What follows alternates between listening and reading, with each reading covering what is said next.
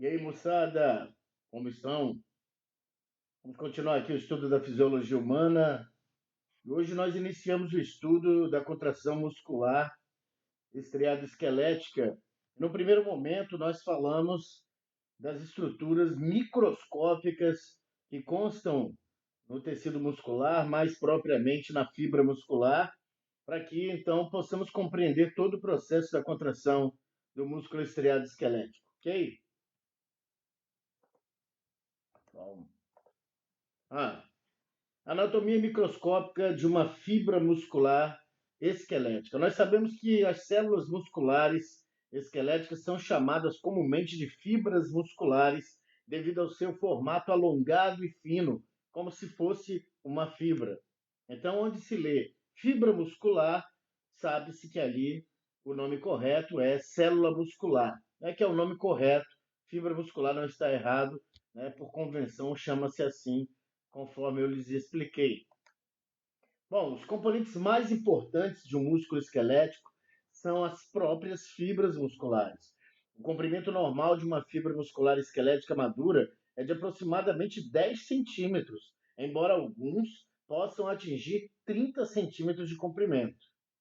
Grande, né?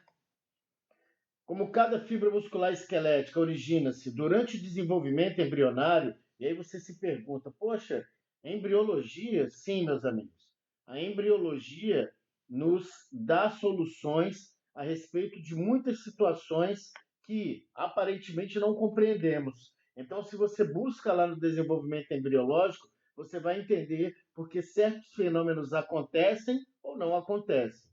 Então, como cada fibra muscular esquelética origina-se durante o desenvolvimento embrionário, resultado da fusão de uma centena ou mais de pequenas células mesodermais, o mesoderma, que é um dos folhetos, né, embriológicos, chamadas de mioblastos. Então, veja aí, cada fibra muscular esquelética, né, no desenvolvimento embrionário, origina-se da fusão de 100 ou mais células chamadas mioblastos. Cada fibra muscular esquelética madura possui, então, uma centena de núcleos ou mais, graças a esses mioblastos, né, pessoal? Então, uma fibra muscular madura é o resultado da fusão de 100 ou mais mioblastos. Olha aí, a ilustração do professor Gerhard Tortora mostra que os mioblastos, eles num processo de fusão, e aí então você tem uma fibra muscular, né, esquelética, e vejam que ele já tem aí um monte de núcleos, multinucleada a fibra muscular. Né? Por quê? Porque isso vem do nosso desenvolvimento embrionário. Então, aqui você vai ter uma fibra muscular e você vai ter uma célula satélite. Essas células satélites são como os resquícios, né, de mioblastos que ficaram ali no seu músculo estriado esquelético. São remanescentes. Quando ocorre, meus amigos, a fusão, as fibras musculares perdem a sua capacidade de se multiplicarem, de sofrer divisão celular. Dessa forma, a quantidade de fibras musculares esqueléticas é determinada antes do nascimento. E a maioria dessas células dura pela vida toda. Né? Então, isso aí é determinado, a sua estrutura muscular é determinada antes de nós nascermos. O expressivo crescimento muscular que acontece após o nascimento ocorre por hipertrofia. É quando você tem aumentadas as dimensões do músculo devido ao aumento das fibras musculares e não por hiperplasia. Hiperplasia que seria o aumento da dimensão do músculo por aumento na quantidade de fibras, que é o que não ocorre. Né? As fibras crescem em tamanho e não em quantidade. Assim, essa é a denominação de hipertrofia e de hiperplasia. Hipertrofia, crescimento de uma dimensão corporal devido ao crescimento das células. E hiperplasia é aumento da dimensão corporal ou de qualquer estrutura devido ao aumento do número de células. Durante a infância, a somatotropina, que é o hormônio do crescimento humano, também chamado de GH, né, Growth Hormone, e outros hormônios estimulam o crescimento do tamanho das fibras musculares esqueléticas. A testosterona, por exemplo, promove um aumento maior dessas fibras musculares. Hoje em dia, nós sabemos que estes hormônios são muitas vezes utilizados inadequadamente. Uns poucos mioblastos, vocês sabem o que é mioblasto, eles ainda persistem no músculo esquelético maduro, como chamados agora de células satélites. Eu lhes mostrei. Vamos lembrar? Olha aí, né? Mioblastos que fundidos vão formar uma fibra muscular. Então, no músculo, você tem fibras musculares, mas vocês têm ali algumas poucas células satélites. Voltando aqui, né? Uns poucos mioblastos ainda persistem no músculo esquelético maduro, e aí como células satélites. Essas células conservam a capacidade de se fundir entre si ou com fibras musculares lesadas para regenerar fibras musculares funcionais. Contudo, a quantidade de novas fibras musculares esqueléticas formadas não é suficiente para compensar um dano ou degeneração significativos. Meus amigos, uma lesão muscular importante, o músculo estriado esquelético não dá conta de reparar essa lesão. Não há uma regeneração, há uma cicatrização. É um processo diferente, ok?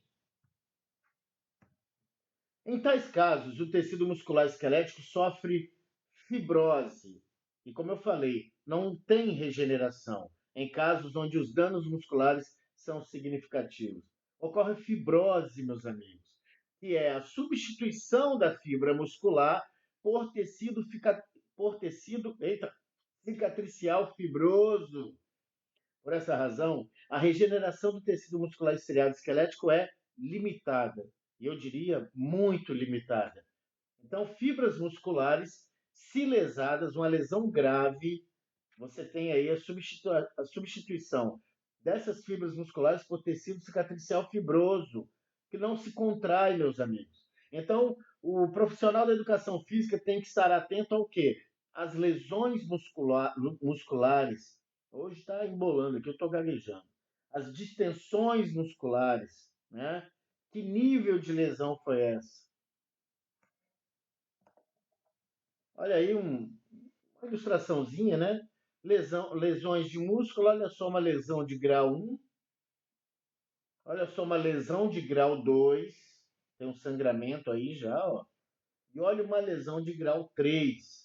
Isso quando recebemos notícias na TV, né, de um certo esporte, de um certo atleta, geralmente futebol ainda se dá maior atenção.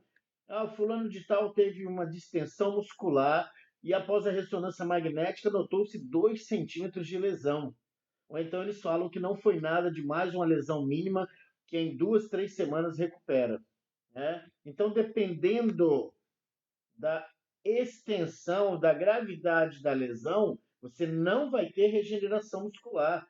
Você vai ter aí cicatrização. Então, fica a atenção para o quê? Aquele sujeito agora tem uma cicatriz no lugar onde deveriam ter fibras contráteis. Então, se tem uma cicatriz, a atenção terá que ser maior quando do desempenho desse atleta ou dessa pessoa que pratica um exercício físico.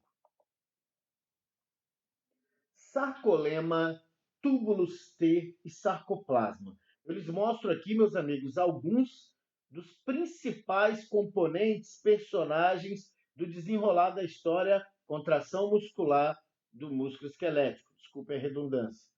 Sarcolema, túbulos T e sarcoplasma. De uma vez por todas, nós devemos saber o que são esses elementos, né? Os múltiplos núcleos de uma fibra muscular esquelética, e nós já vimos o porquê disso, estão localizados logo abaixo do sarcolema. O que é sarcolema? É a membrana plasmática de uma célula muscular. Então, eu tenho esse fragmento aqui, né, de um fascículo muscular, e aqui você observa, ó, cada uma cada um compartimentozinho desse é uma fibra muscular. Olha o que eu vejo aqui, ó. A membrana que envolve o conteúdo interno da fibra muscular, que está aqui em vermelhinho, com as bananinhas amarelas, né? Essa membrana é a membrana plasmática, como de uma célula comum, né? A membrana celular. No músculo, isso é chamado de sarcolema. Então, sarcolema é a membrana plasmática da fibra muscular, ok? Você vai encontrar o que aqui dentro? Organelas, né? Dentre elas eu destaco as mitocôndrias, que eu chamei aqui de bananinhas, né? E os retículos sarcoplasmáticos. Meus amigos, milhares de minúsculas invaginações do sarcolema. Invaginação é a projeção do sarcolema, pessoal, né? Internamente ao músculo, chamadas de túbulos T ou túbulos transversos. Então, desde já, o que é um túbulo T ou túbulo transverso? É uma invaginação, é uma projeção do sarcolema. Eles formam um túnel desde a superfície do músculo, né, da fibra muscular, perdão, até o centro de cada fibra muscular. Os túbulos T são abertos para o exterior da fibra e são preenchidos com líquido intersticial. Os potenciais de ação muscular, meus amigos, né, que o neurônio motor que está ali acoplado faz, né, propagam-se ao longo do sarcolema e pelos túbulos T. Já que vimos, os túbulos T são invaginações, são projeções do sarcolema. E assim espalha-se rapidamente por toda a fibra muscular. Essa combinação garante que todas as partes da fibra muscular sejam excitadas por um potencial de ação, praticamente ao mesmo tempo. Então você tem um músculo, imagina um músculo aí, um bíceps braquial, e você tem a unidade motora, né, o neurônio motor inervando um grupo de fibras musculares. O potencial de ação na fibra muscular se espalha, né, em ambos os lados do músculo. Para quê? Para que atinja todo o músculo e a contração muscular seja, de certa forma, homogênea em todo o músculo.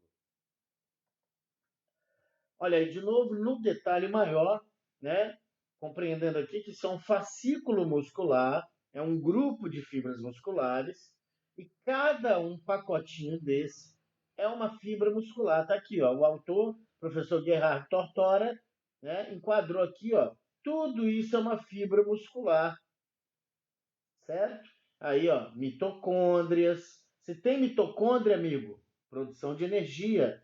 Olha aqui uma célula satélite, ó. Lembra? Isso aqui era um mioblasto lá no processo embriológico, né? Os mioblastos se fundiram e formaram a fibra muscular. E agora, na célula muscular adulta, o que nós temos? Células satélites por aqui. Se houver alguma lesãozinha pequena, uma perda pequena, ela pode se fundir com a célula danificada e criar uma outra célula muscular, correto?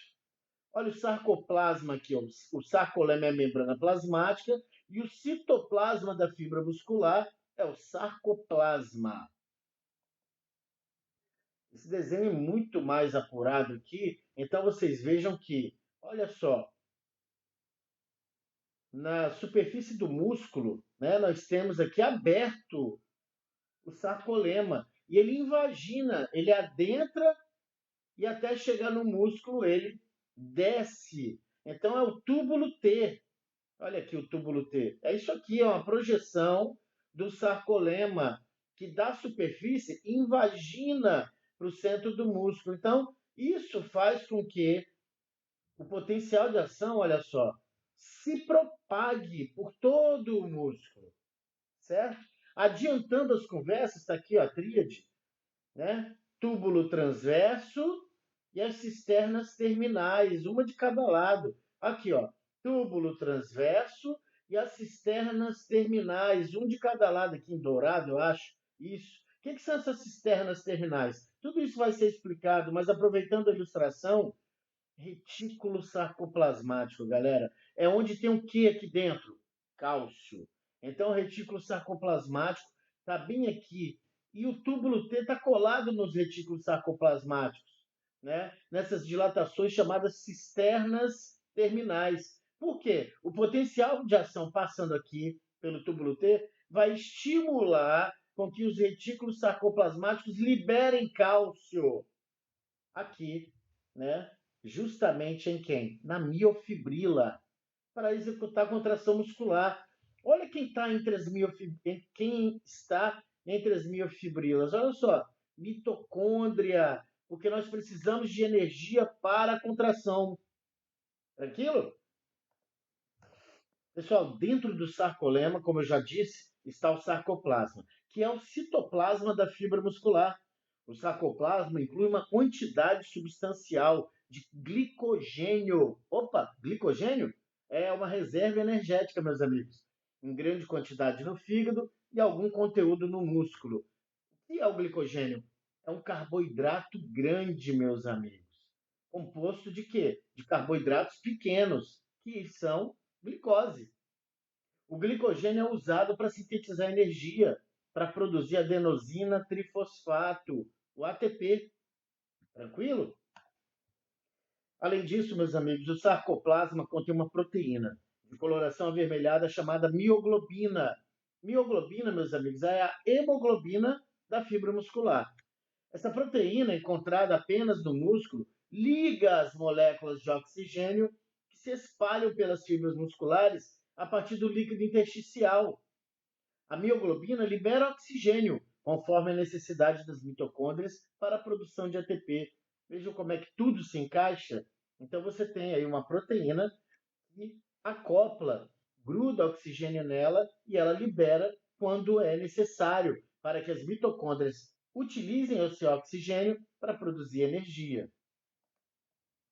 Aí um outro tipo de desenho, pessoal, para não colocarmos só um desenho, então você tem aqui, ó, a membrana da fibra muscular, sarcolema. Veja como é que ela tem um monte de orifíciozinhos. Por quê?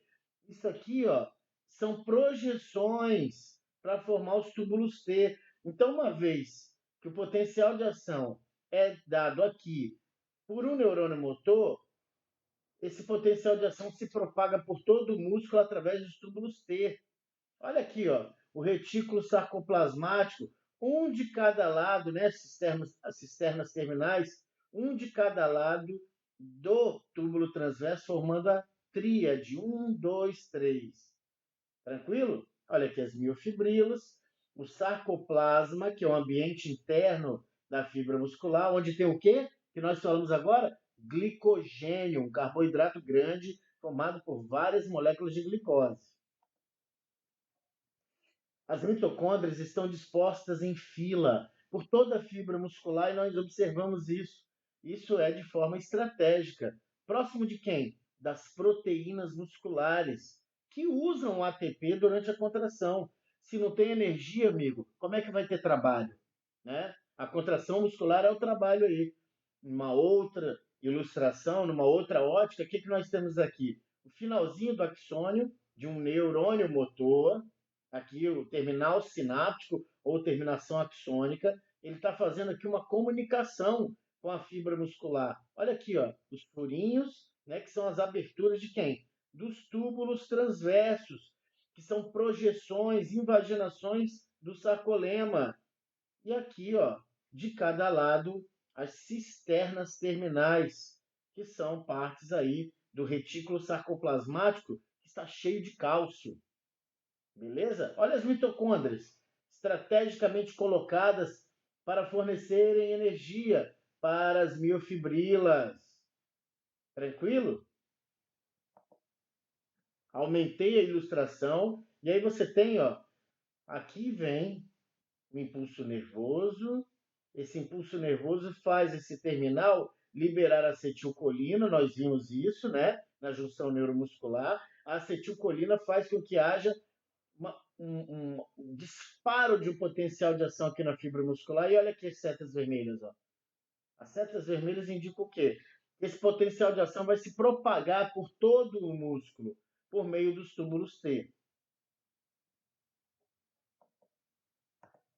Miofibrilas e retículo sarcoplasmático. Na ampliação de alta magnitude, né, numa visão microscópica bastante interessante, o sarcoplasma está cheio de pequenos filamentos. Essas pequenas estruturas são as miofibrilas, as organelas contráteis do músculo estriado esquelético. Okay? Então, no citoplasma da fibra muscular, que chamamos de sarcoplasma, nós temos as miofibrilas, que são as organelas contráteis do músculo esquelético. As miofibrilas medem aproximadamente 2 micrômetros de diâmetro, muito pequenos, né? E estendem-se por todo o comprimento da fibra muscular. Suas estriações proeminentes fazem com que todo o músculo tenha uma aparência estriada. Já explicamos por que músculo estriado esquelético. Porque quando eu vejo uma célula muscular esquelética ao microscópio, eu observo alternância de faixas claras e escuras. Dessa forma, convencionou-se chamar de músculo estriado. Uma outra ótica de desenho aí, pessoal, o osso, o tendão, que serve para fixar o músculo estriado esquelético no periósteo, né, no revestimento do osso, o ventre muscular, que é onde estão as fibras musculares, epimísio, endomísio e perimísio, que são revestimentos, e fascículos musculares, né? Perdão, os fascículos são todos, formando um músculo. Isso aqui é uma fibra muscular, destacou-se a fibra muscular, você tem uma miofibrila, ok? Então aqui, o músculo todo, fascículo muscular, né? Você puxa um feixe desse fascículo, e aí a fibra muscular, e da fibra muscular você tira a miofibrila, que são os elementos contráteis da fibra muscular. Perfeito? Um sistema de sacos membranáceos cheios de líquido, chamado de retículo sarcoplasmático, envolve cada miofibrila. Esse elaborado sistema é semelhante ao retículo endoplasmático liso, presente nas células não musculares. As extremidades dilatadas dos sacos dos retículos, né? Faltou um S aqui, Luciano. Do retículo sarcoplasmático, aqui que tem um S demais. Vamos de novo. As extremidades dilatadas dos sacos do retículo sarcoplasmático, chamadas de cisternas terminais, que lhes apresentei já, fazem contato com os túbulos T nos dois lados. Um túbulo T e as duas cisternas terminais nos dois lados formam uma tríade. Mostrei isso a vocês, mostrarei novamente. Em uma fibra muscular relaxada, o retículo sarcoplasmático armazena íons cálcio. A liberação do cálcio pelas cisternas terminais do retículo sarcoplasmático desencadeia a contração muscular. Então, cisternas terminais, pessoal, são extremidades dilatadas dos retículos sarcoplasmáticos, ok? Olha aí. Essa ilustração de novo do professor Tortora, você tem aqui, o retículo sarcoplasmático, e aí, nas extremidades, como eu falei, existem dilatações, são as cisternas terminais, aqui, indicando cisterna terminal desse lado, cisterna terminal deste outro, e quem está passando no meio? Túbulos transversos ou túbulos T. Essa é a tríade, né? Cisterna terminal, túbulo T, cisterna terminal. Então, isso coloca o retículo sarcoplasmático em íntima associação com o túbulo T, que é por onde vai se propagar o potencial de ação. Aí uma outra visão, pessoal, um outro desenho mais simples, né? Então, até um pouquinho mais claro. Olha o neurônio motor, né? Numa fibra muscular. Isso é a junção neuromuscular, né? E aí segue-se uma sequenciazinha bem didática, Olha aqui, que é isso piscando aqui, bonito, brilhante. Um potencial de ação veio pelo axônio e chegou aqui no terminal axônico. Um potencial de ação, que é a seta preta, chega ao terminal do neurônio motor. 2. A membrana plasmática da fibra muscular, que é o sarcolema, gera um potencial de ação que se espalha pelos túbulos T. Túbulos T aqui representados em quê? Em verde. Notem também aqui, que o potencial de ação está se propagando tanto para lá quanto para cá no músculo, né? E para dentro também, por meio dos túbulos T. 3. Os quais fazem a liberação do cálcio armazenado no retículo sarcoplasmático.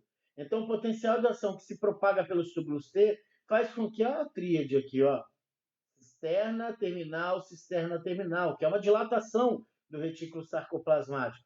Esse potencial de ação vai fazer esse cara aqui, o retículo sarcoplasmático, liberar cálcio. Aqui, ó, encontramos uma miofibrila, né, a proteína contrátil. 4. Liberou cálcio, isso estimula a contração muscular. Tranquilos? Filamentos e sarcômero.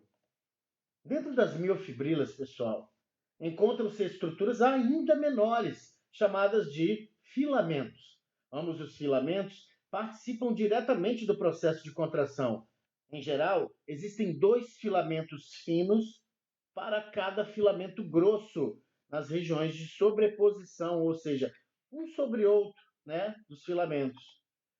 Filamentos dentro de uma miofibrila não se estendem por todo o comprimento da fibra muscular. Ao contrário, eles se organizam, estão dispostos em compartimentos denominados sarcômeros, que são partes de unidades funcionais básicas de uma miofibrila. Então, olha aí, ó. Você tem aqui, ó, uma fibra muscular, você tem aqui uma miofibrila, cada compartimento desse é uma miofibrila, e de cada miofibrila puxou-se aí filamentos. Eu tenho, ó, filamento grosso, filamento fino, ó, 2 filamentos finos para um grosso. E eles estão o que aqui? Em sobreposição, um sobre o outro. Por isso da descrição anterior. Tranquilo? Então, um sarcômero é isso aqui, que vem daqui até aqui, de uma linha Z até outra linha Z. Aí você tem um sarcômero. Olha aí, numa outra visão, né? Uma miofibrila com filamentos espessos, fino, espesso, né? 2 grossos para um fino. E aí, essas manchas terão nomes, né? Linha Z, banda I, zona H, banda A, linha M, são coisas tranquilas. Isso aqui é uma microvisão da coisa toda que a gente vai dissecar. Pessoal, regiões estreitas de material proteico denso são chamadas de linha Z. Elas separam um sarcômetro do outro. Portanto, um sarcômetro estende-se de uma linha Z até a próxima linha Z. Os filamentos finos e grossos se sobrepõem, como nós vimos na ilustração anterior, em maior ou menor grau. Depende de quê? Se o músculo está contraído, relaxado ou esticado. O padrão de sobreposição, consistindo em uma variedade de zonas e faixas, cria as estriações, as manchas, as linhas que lhes mostrei também. São vistas tanto em miofibrilas simples quanto em conjuntos de fibras musculares. Então tá aí, ó, uma miofibrila, um sarcômero, olha só que vai de uma linha Z até uma outra linha Z. Tranquilo? Olha aqui o sarcômero, ainda mais microvisão. Uma linha Z, né? Bonitinha. Alfa-quitinina, que é uma proteína, está segurando aqui, ó, né? A molécula de actina, porque nós temos proteínas estruturais, veremos isso. Para manter essa postura aqui, tem que ter proteína estrutural também, galera. Não é só isso aqui solto no mundo, né? Tudo é muito bem planejado por Deus, ou aquele que você acredita, né? A parte média, meus amigos, mais escura do sarcômero é a faixa A, que se estende por toda a extensão dos filamentos grossos. Então, olha só, no esquema aqui, quem é a faixa A? A faixa A é tudo isso aqui, ó. Essa é a faixa A, ok? Aqui também ó, dá para ver a faixa A de filamentos grossos. Próximo a cada extremidade da faixa A, encontra-se uma zona de sobreposição, na qual os filamentos finos e grossos ficam dispostos lado a lado. É a faixa I, que é uma área mais clara, menos densa, que contém o restante dos filamentos finos, mas nenhum filamento grosso. Então aqui está pequenininho, olha a faixa I aqui, ó. Não tem nenhum filamento grosso, é uma faixa clara, certo? Faixa I. Olha aí, aumentei, ó. Olha a faixa I. Né? Olha a A de novo aqui, ó. A parte escura é a A, né? Envolve isso aqui tudo. E a faixa I é isso aqui, ó. Uma linha Z passa pelo centro de cada faixa I. Vamos ver? Uma linha Z está aqui, passando bem no meio da faixa I, correto. Uma zona H estreita, no centro de cada faixa A, contém filamentos grossos, mas nenhum filamento fino. Olha aqui a faixa H. Né? Na faixa A, essa é a H. Correto?